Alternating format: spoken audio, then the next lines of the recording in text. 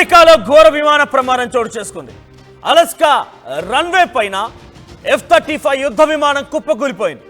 విమానం కూలిన సమయంలో భారీ ఎత్తున మంటలు ఎగిసిపడ్డాయి.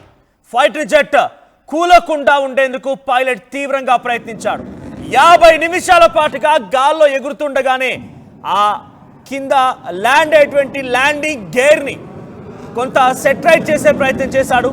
50 నిమిషాల పాటుగా గాల్లో ఎగురుతూనే ఆ ల్యాండింగ్ గేర్ని ప్రయత్నం చేసి చాలా తీవ్రంగా శ్రమించి ఎట్టకేలకు అది ఫలించకపోవడంతో కిరికీలు కొడుతూ చక్రాలు తిరుగుతూ ఆ విమానం నేలకూలింది. ఇది F-35 ఫైటర్ జెట్ విమానం. యుద్ధం సమయంలో ఉపయోగించిన ఒక భారీ విమానం ఇది. సో ఆ విమానం ఇప్పుడు కుప్పకూలిపోవడంతో అమెరికాకి భారీ నష్టం వాటిల్లింది.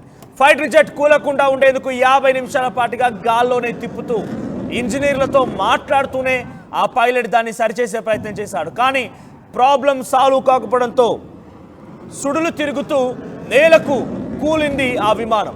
పారాచూట్ సాయంతో విమానం నుంచి బయట దూకి ప్రాణాలను కాపాడుకున్నాడు ఆ పైలట్. మనం చూస్తాం అడ్వీ స్క్రీన్ పైన ఆ పైలట్ బయటకి దూకి ప్రాణాలు కాపాడుకున్న తర్వాత ఆ విజువల్ మీరు గమనించి ఇక్కడ చూడండి.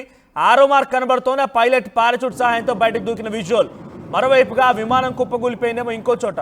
ఇప్పుడు ఈ వీడియోలు సోషల్ మీడియాలో వైరల్గా మారాయి.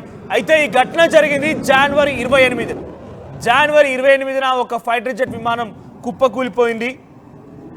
ఎయిల్సన్ ఎయిర్ బేస్ దగ్గర in Fairbanks plane drop. Eielson air base దగ్గర అలస్కా దగ్గర ఈ విమాన ప్రమాదం చోటు చేసుకుంది.